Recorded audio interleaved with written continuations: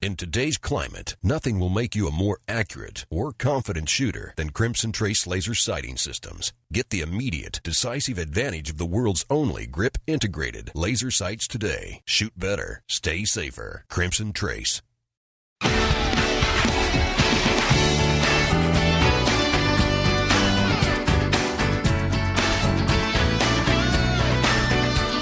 Welcome back to Gun Talk, broadcasting on almost 200 great radio stations across America. The number one national voice in defense of your Second Amendment rights. To be on the air with Tom, call us now, 866-825-5486 or 1-TOM-TALK-GUN. Now, here's Tom Gresham. Howdy doody. Tom Gresham here. If you'd like to join us, 866-TALK-GUN, 866-TALK-GUN, get you in here. One of the things we talk about, people want to know, what happens if I get into a self-defense shooting? Well, a lot of things. First of all, the goal is to not get into one. I mean, that's fairly certain. You don't want to do that if you don't have to, and you only do it if you have to. But part of training and preparation, of course, you learn how to shoot, you get the right gun, you get the right ammo, you get some training, and part and parcel of that is being prepared for what happens next. And to join us to talk about that right now is Marty Hayes. Hey, Marty, how are you? I am doing great, Tom. Thank you. All right, Marty, of course, with the Firearms Academy of Seattle. And several years ago, you created this very cool, I don't even know what you call it, program, concept, business model, but it's I look at it as one of the most useful services somebody who has concealed carry or just has a gun for self-protection could have. What do you call it, and what does it do? Well, it's the Armed Citizens Legal Defense Network. I liken it to a big club of armed citizens who have taken an oath to support each other if they're prosecuted or sued after an act of self-defense. And now they don't have to take the oath, but that's kind of the idea. Basically what we do is we charge money to join the club, and then we, the leadership of the network, take 25% of the member dues and put it in a legal defense fund, which you'll be happy to hear is over $500,000 now. Whoa. Okay, so this is, and you always tell people, look, this is not the same as a lot of folks are out there selling insurance, concealed carry insurance. This is not the same thing, right? Exactly. Insurance is a reimbursement scheme, whereas if you are prosecuted, then you have to fund your own legal battle, and if you win, then the insurance will reimburse you, and we're not that at all. Okay, so what's the difference? What do you do? We help you fight the legal battle. The concept is that we will front you money, assuming that it was a legitimate act of self-defense. We'll front you the money to fight the legal battle. Okay, when you say we, I guess what we ought to do is at least give them an idea. First of all, tell them about your background. I mean, look, I'm going to tell people right up front. Here's my truth in advertising deal right here. Marty has been a friend of mine for a long time. I have gone to Marty's place out in Washington State. I have trained with you. I've shot at your range. I pay my money, and I am a member of the Armed Citizens Legal Defense Network, and I paid for my wife also because I thought it was that important that we do this, and I did that before you were ever involved in this radio show, right? Yeah, absolutely. And frankly, you were one of those original people who understood the concept, jumped in with your dollars, and you have helped build that legal defense fund.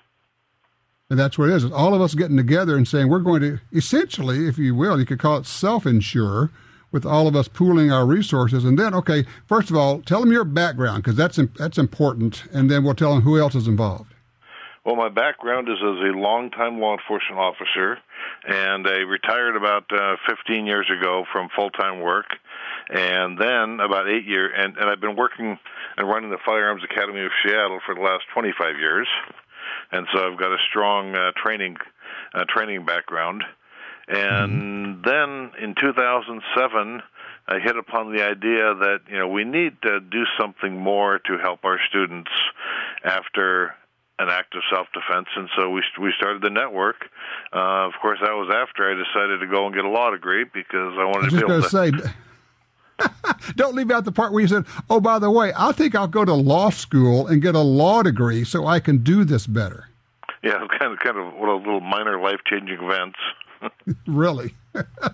So we've got you with this incredible decades-long background in law enforcement and training and now law, and then you've got other people involved. Absolutely. When I started this, I reached out to my circle of friends, guys like John Farnham and Tom Givens and Masad Ayub, and said, "Hey, listen, guys, this is what I'm thinking about doing. Do you, A, think it's a good idea, and B, do you want to be involved?" And to a man, they all said, "You're darn right I want to be involved because we think it's a good idea, and we'll help you at least, if nothing else, with our support." So, they jumped on as part of the advisory board, and we've added a couple more people, names that you'll likely. People would likely recognize Dennis Tueller for one. Pretty much everybody understands what the Tueller drill is now. Well, we have the Dennis Tueller on our advisory board, and then along with so if somebody gets attacked by somebody with a knife and they shoot them, then they talk about the Tueller drill, and every police department in the country trains in the Tueller drill. You can provide Dennis Tueller.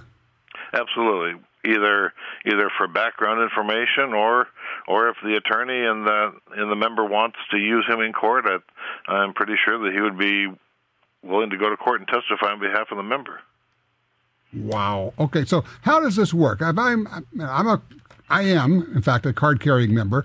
If I get attacked, I have to use my gun in self-defense, and let's just assume, or let's not assume anything. I call you. What's the first thing you're going to do?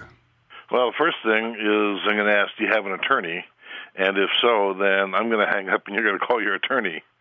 And then your attorney is going to call me and we're going to talk about the details, because here's the deal. I don't really want to hear the details from you because under certain circumstances, what you tell me is court admissible. I just want to know were you acting in self-defense, and that's all. Okay. And if you say that, those are the magic words, then we will fund your attorney up to $10,000 just to get you legal representation. We want to make sure that all of your legal rights are not hampered on or trod upon by your local county prosecutor or local law enforcement. That's not a legal defense. That's just simply representation. And that's just getting you some protection of your rights. Yeah, we've said that we'll provide that to any of our members who are involved in a self-defense incident. And then the other thing, if you don't have an attorney, we'll find one for you. We've got all kinds of instructors and members across the country, and many of those are also attorneys. And we've got like over 300 attorneys nationwide. We'll find one for you in your area and get you hooked up with him if you so desire. Okay, and then what happens if you say, okay, this is going to trial? The DA is pushing this thing. I mean, obviously you're going to try to work with my attorney and try to get this thing thrown out, but if it's heading on down the road, now what? Well, then that's when the legal defense fund kicks in, because you're going to need upwards of $50,000 to $100,000 to mount a reasonable self-defense case. Perhaps even more, depending on how intricate it can be. And that's where the Legal Defense Fund is. We've got that fund, so we can tap into it and help you fund that legal fight. And you're not asking people to pay for it and then just get reimbursed. You're actually paying for it as they go through. Yeah, we're paying for it as they go through, and we're not asking for a reimbursement from them either. That is a grant. That is a gift. And because it's a gift, it's conditioned upon simply a reasonable case of self-defense being shown. And then we have all of these great experts, the John Farnhams, the Masad Ayubs, Tom Givens, these guys who we could tap into for advice, information, and possibly even expert testimony. Exactly. Yeah, the expert testimony is really going to be between the client, the attorney, and the judge. And they're the ones who are going to decide whether or not a person can testify as an expert in court. And so it all depends on what the issue is that the court needs to get clarified, and that's why we might bring in an expert. And it might be one of these guys, you It might be one of these guys, or it might be somebody you've never heard. Perhaps a forensic pathologist is needed, and we've got the money to hire those. Okay. All right. So I know people are now listening and going, this sounds like a pretty good idea. And I'm going to tell you, this is me talking to everybody. I thought it was a pretty good idea, and I bought it. So what's it currently cost to do the Armed Citizen Legal Defense Network, Marty? $125 gets you your membership. That'll get you 7 DVDs and Masada Ayoub's book, Deadly Force. And then it's $85 a year after that. And what's on the DVDs? On the DVDs are different lectures by either nationally recognized authorities, or I've got 2 or 3 lectures myself talking about the law. The concept is that we want our members educated, and we want that education documented. So if you have to go to court, then you can look those jurors in the eye and you can explain why you felt your life was in danger. And specifically, it was because of these circumstances that were taking place, and you base this upon your experience, education, and training. Got it. Okay. So Armed Citizens Legal Defense Network. It's armedcitizensnetwork.org is the website. Is that the best way for people to get a hold of you? That is. It's easiest, of course, if you just go to the internet. And you can find our phone if you wanted to call up. Right. Get all of us that way. Okay. So you're really basically talking about $10 a month for the first year, and then like after that, it's like $7 a month. I mean, that's dirt cheap, man. Yeah, you pay more than that for McDonald's breakfast. No kidding, you really do. All right, it's the Armed Citizens Legal Defense Network. If you go look at my wallet right now, I'll guarantee you there's a card in there.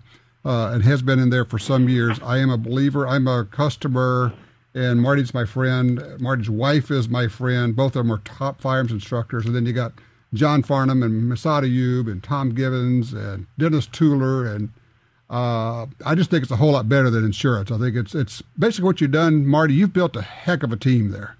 Yeah, thank you. And it's almost like being a member of an armed citizens union, where you pay your union dues each year or each month, and maybe you never have to tap into the union legal help. But if you get fired, the union's there to support you.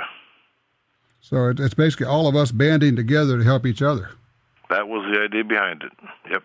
All right. It's armedcitizensnetwork.org.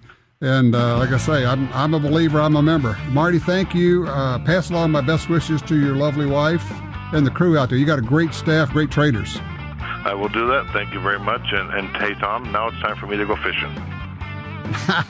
Good man. Go do it.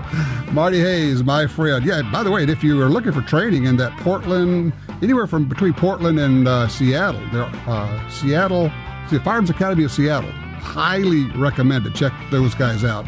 Really good training. All right, open lines, 866-TALK-GUN. Be right back.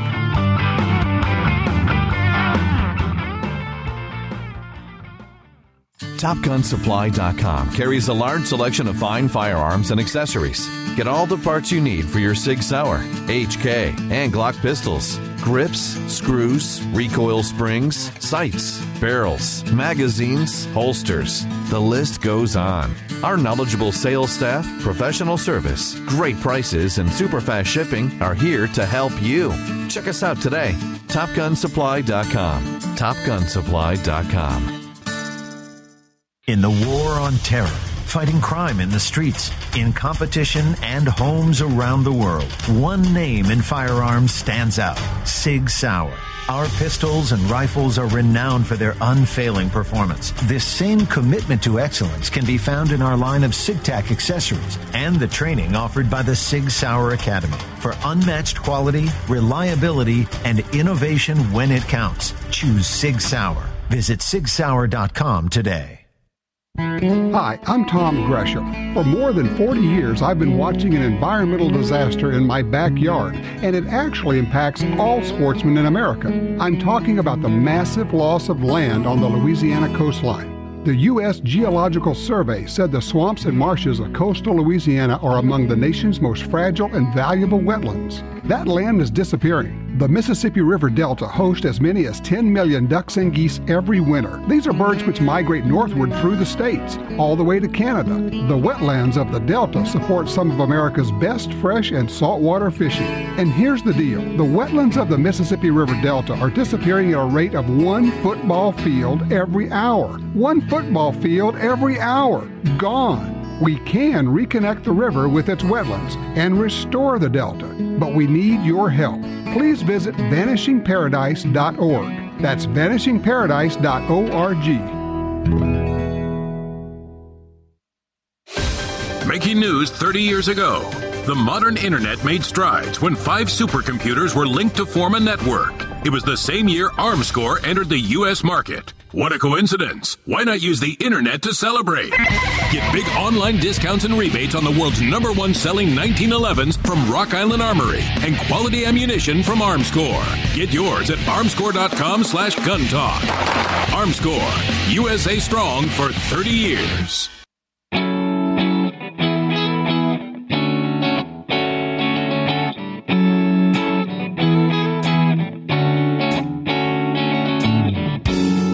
Welcome back. 866-TALK-GUN. Get you in here. I'm Tom Gresham. You can also shoot me an email, tom@guntalk.com. I talked earlier about a fellow wrote me, said he was in a hospital and trying to log on to guntalk.com, and the hospital's internet blocked him. They have filters on it because it said it involved weapons.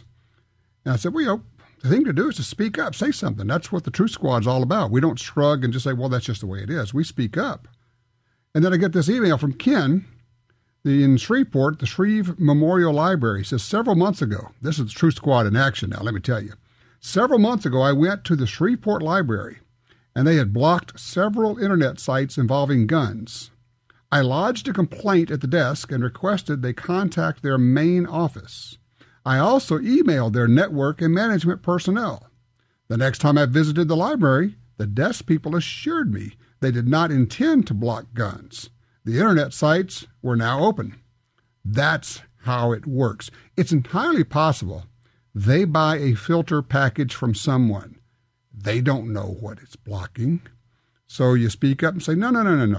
I'm going to websites that are about guns and shooting and recreation and safety, and I want access to them. And you know, if nobody ever says anything, nothing ever changes.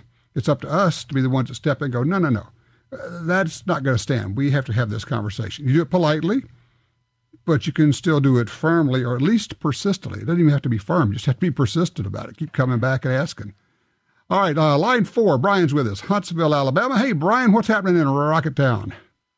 Oh, look, just everyday Sunday, trying to get lawn work done with my earphones on, listening to your show. All right, so talk to me about suppressors. Well, I was considering perhaps getting one for my little AR-15 as a toy, of course, in the long run. And I'm wondering about the $200 fine, tax, and that type of thing. Do you have to pay that for every suppressor you have? And do you have to have the wait time whenever you buy a new suppressor? Because I've heard the baffles wear out. Or do you have a kit where you can replace the baffles? Okay, first things first. Yes, okay. Each separate suppressor is a separate purchase, and there's a $200 tax with each one, and you get a tax stamp, literally a stamp, like a postage stamp. And that stamp or a facsimile of it, i.e. a copy of it, has to be with the suppressor at all times. You cannot send it to the range with somebody else. It has to be with you. The suppressor has to be with you. Now, you can loan it to somebody if you're right there with them, and they can shoot it. But whenever you open that case up, that paperwork must be with that suppressor at all times. When you buy another suppressor, same deal. It's another $200. The process starts all over again. So now you could go ahead and order 2 or 3 of them at the same time. Now you're stacking up the waiting period, so it's all the same. But you do have the $200 fine. I think you had it right in the first place, i.e. tax on each one. So now to the question of baffles. Now we're getting into an area where I'm not quite sure, but I don't know that you can replace the baffles yourself. And this is where I'm going to need the help of somebody who's really suppressor savvy, who can help me out. I don't think you can do that if you don't have a manufacturer's license. And I also don't know if that involves any kind of, if you can just send them back and have that done as a repair, Or does that, I don't think you have to do a whole nother waiting period and fine/tax on that. I need a suppressor expert to call me and help me out with that, Brian. And you keep listening. We'll see if we can get you some help on that. I appreciate that. Line 1, Paul's in California. Hey, Paul, you're on Gun Talk. Hey, Tom. I just had a question and a comment. Cut me off if you run out of time, but the comment was on a Winchester SXP shotgun, a pump action. There's a video on YouTube about it. There's a malfunction. I'm not sure if it's like a widespread shred problem, but it's a widespread video. They're having a slam fire. They've actually done a recall on that on the basis of that. Oh, okay. So you're aware of that. Yeah. Just just for everybody to be real safe when they're loading their firearms, keep them in the safe direction and all that good stuff. So just kind of... Let me explain. Let me take 30 seconds on that because it's important. I'm glad you mentioned it. This video shows a guy, when he closes the action of his shotgun, it goes off. Finger off the trigger, it goes off. Safety on, it goes off when he closes the action. So, and his point, and it's a good one, obviously it's a malfunctioning gun, but the point here is this.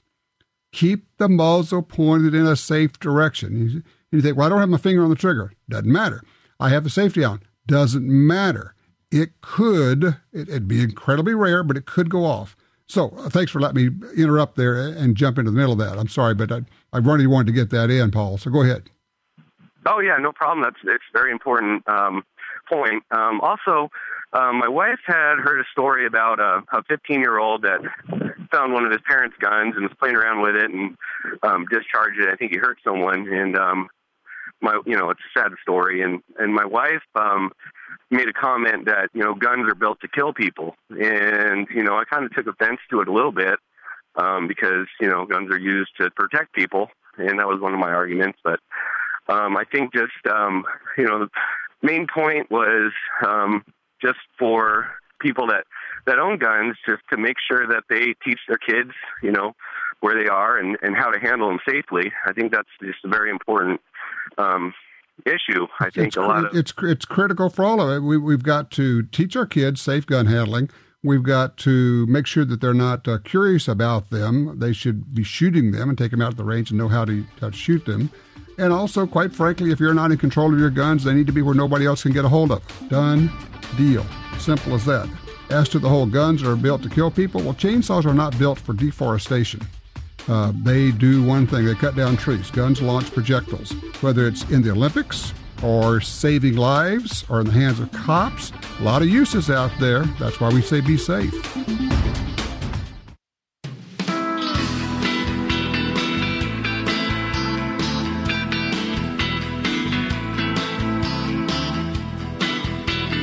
Now broadcasting nationwide on radio, via satellite, and through downloads, iTunes, the Gun Talk app, and other podcast clients. You're listening to Gun Talk with Tom Gresham. Hey, welcome back. And also a big old Gun Talk welcome. We had 4 new stations. We're running close to 190 stations now. There are 190 stations carrying Gun Talk. Got to welcome new stations, WYRD-FM in Greenville, South Carolina, KAXA-FM in Mountain Home, Texas, KHJQ-FM in Leakey, Texas, and KFEQ-AM in St. Joseph, Missouri, which also beams all the way into Kansas City area. Welcome to all of these new affiliates, and a big thank you to all of our affiliates carrying Gun Talk, which gets me back to, I say this occasionally, just to remind you, if you're listening to Gun Talk on our local radio station, take a minute sometime this week and call them and say thanks. Real simple. Just say, hey, appreciate you guys running Gun Talk. Love listening to it.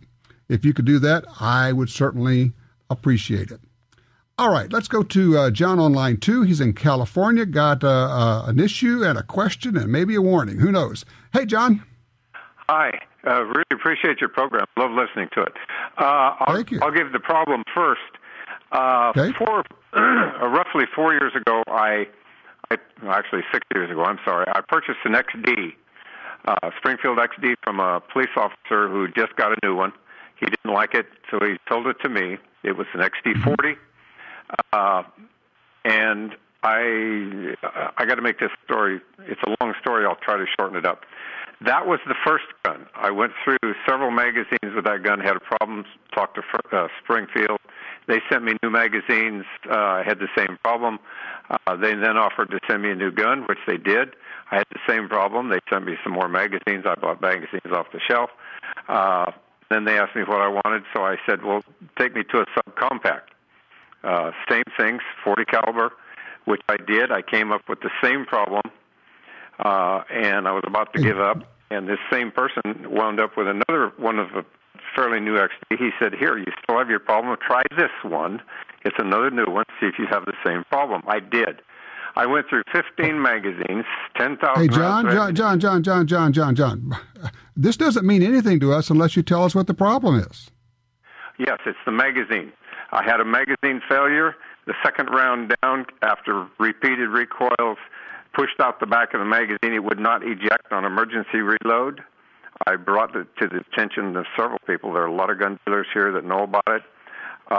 Springfield didn't acknowledge it, so I wound up changing to another gun. I wanted to know if you'd ever heard of it and if it had been resolved.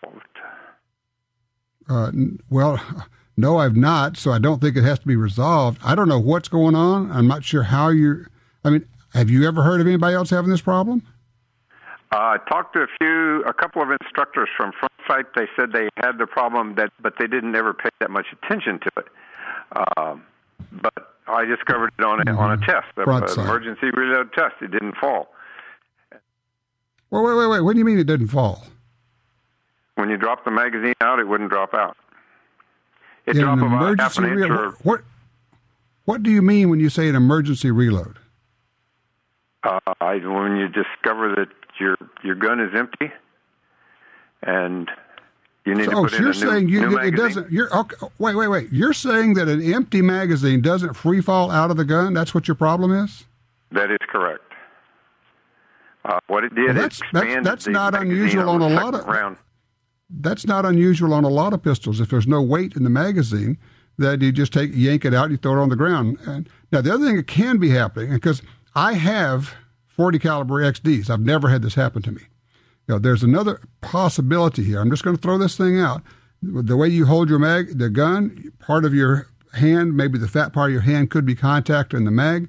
I have honestly never heard of this before.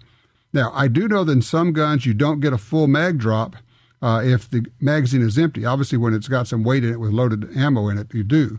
But I've not run across this with XDs. If this were an ongoing problem throughout, I think we all would have heard about it, and they've been making this gun forever. So all I can tell you is that I have not heard of this. I've not experienced it myself, and I think I would have after all these years had people tell me about it. But then again, we all have expectations. I would not call that I have to see. The problem, here's the problem, and look, I appreciate the call. Here's the problem. Somebody calls in here and says, I'm having this problem. I don't know how they're handling a gun. I cannot reproduce that. I've never had that happen to me shooting these guns before. I shot a lot of XDs, 9s, 40s, 45s.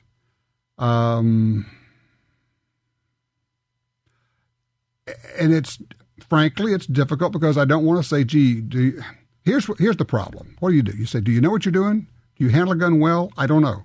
He mentioned going to Front Sight, so maybe he's getting some training. And you guys know, if you've heard me before, not my favorite training place in the world. Fair enough to say. But there you go. But at least it's something. So I don't know what's going on there. I don't know, but look, I appreciate the call. Walt in Pensacola, Florida, on line 4. Hey, Walt. How you doing, Tom? We're in a war of words. We can't use other weapons to fight words, unfortunately. So I was disappointed and concerned and hope that we can all choose our words, engage in our mind before our tongue. When your expert was on there, he talked about being able to say why we use deadly force, and he used the term, if you felt like. I think we should never use the term felt when we're talking about any weapon, be it a knife, as we train our children to be safe around knives and other tools like guns. And we should use terms like I saw, I believe. Feelings are something for wimps and liberals, not us conservative constitutionalists. Do you have any feedback on that? Yeah, I'm very much appreciative of the need to choose our words carefully.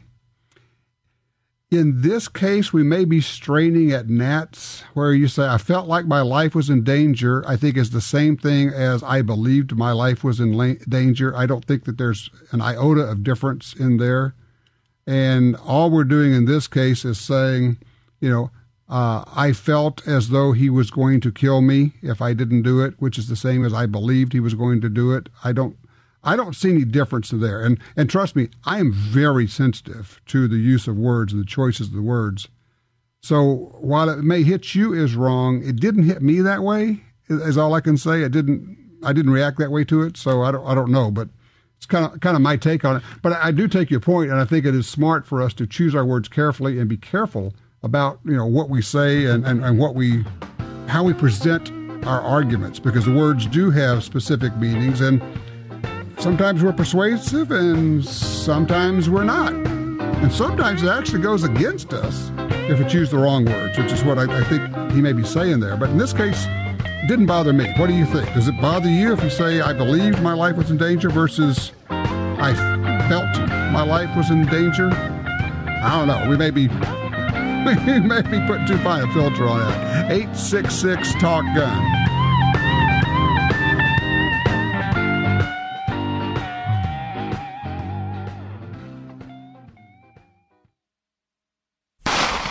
There's a rise in home invasions in America, and you need to be ready. Ready to protect yourself and your family. The Bedside Backup from Crossbreed Holsters keeps your gun at your bedside, ready to go. It also folds flat for easy storage and travel. Take it with you and use with any hotel bed. To see more, go to crossbreedholsters.com. That's crossbreedholsters.com. The Bedside Backup is not a child safety device. Who will you trust with your guns and valuables? Liberty safes are the best built and most secure safes on the planet. They sell more gun safes than any other brand. It's about trust earned through performance. If your Liberty safe is damaged by fire or attempted break-in, they'll send a new safe right to your home. Protection from thieves and fire. Trust the #1 maker of quality gun safes. LibertySafe.com. For 36 years, the U.S. Sportsmen's Alliance has been fighting to protect hunting, fishing, and trapping for sportsmen from coast to coast. Today, we are under constant attack from extremist animal rights groups who want to end your ability to hunt in the U.S. Join us to protect our sporting heritage and our way of life outdoors. To join or for more information on how you can help, go to ussportsman.org. That's ussportsman.org. Inaccurate is just plain worthless. Doesn't matter if you're shooting for a national championship or just trying to beat your friend, you need accurate ammo. Nosler's match-grade handgun ammunition delivers. You get Nosler sporting handgun and custom competition bullets in Nosler head-stamped brass, loaded to the same strict tolerances as Nosler's match-grade rifle ammo. Handgun accuracy through match-grade ammo. Available in 9mm, 40, and 45. Visit Nosler.com.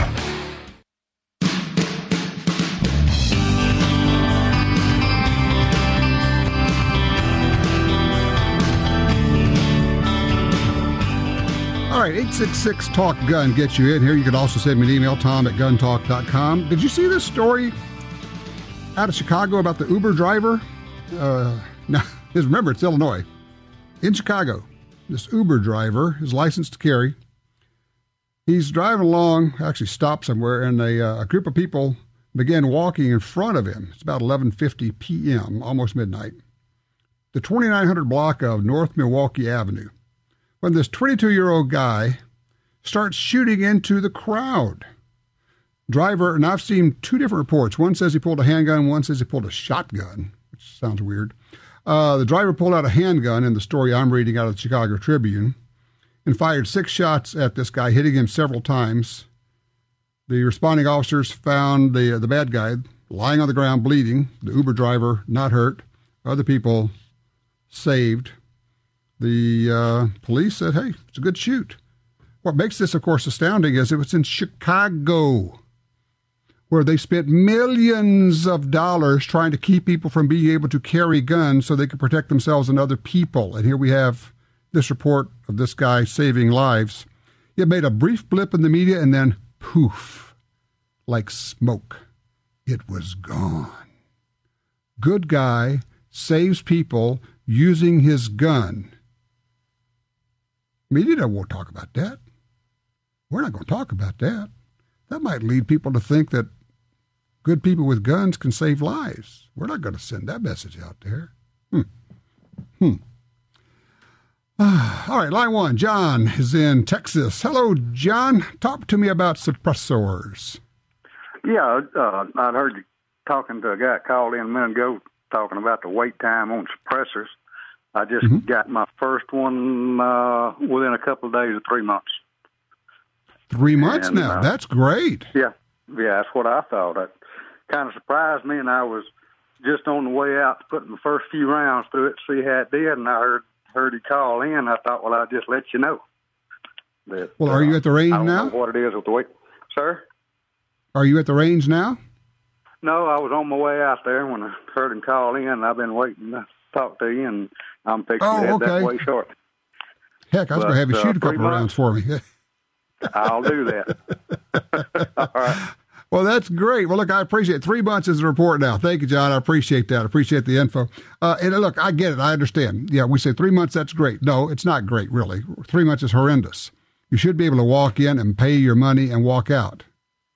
I mean, it's idiotic that we have to fill out a form, send it in to the federal government, and what are they going to do?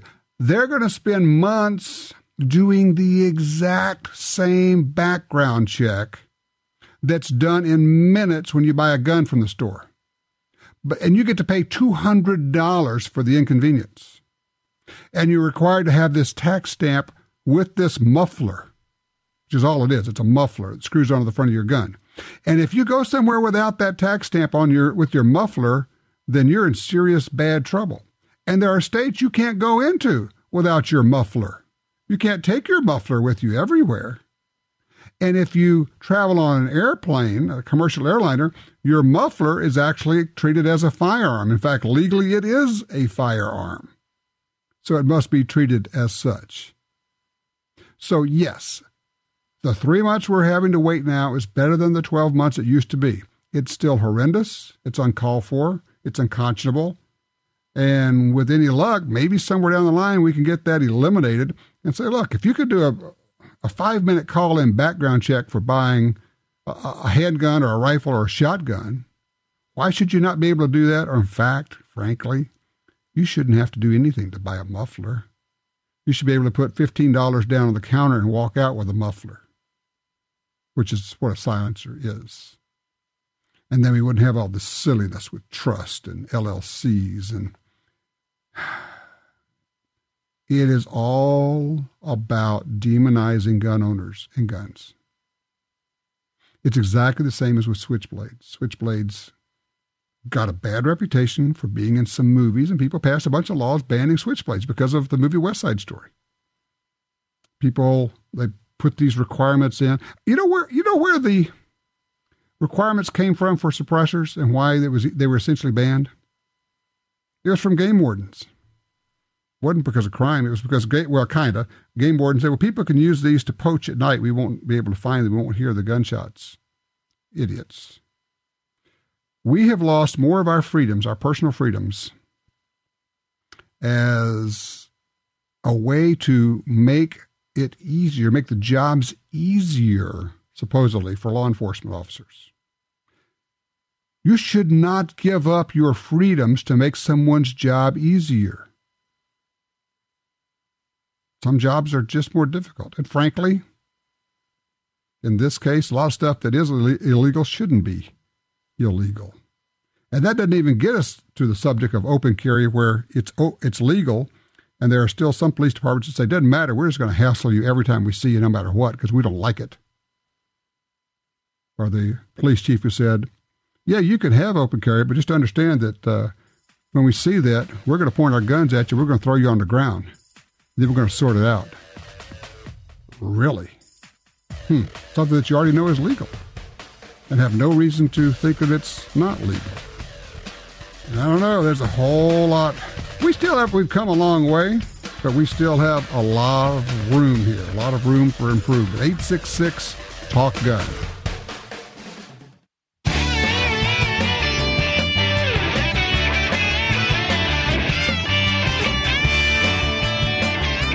This is why you have to have a good state organization.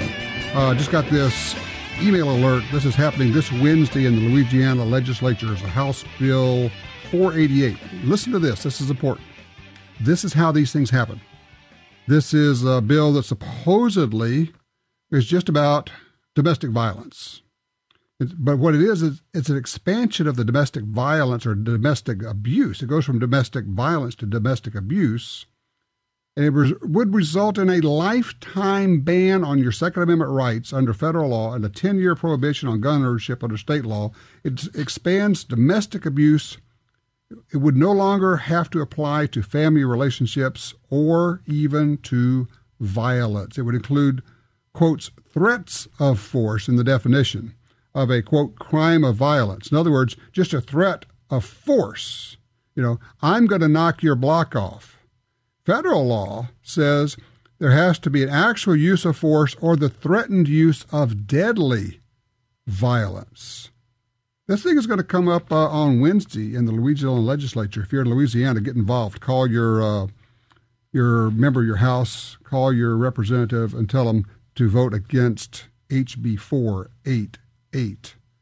But that's why you have to have a good state organization, and you have to belong to it. Otherwise, I wouldn't have gotten this email if I didn't belong to this group and find out what's going on.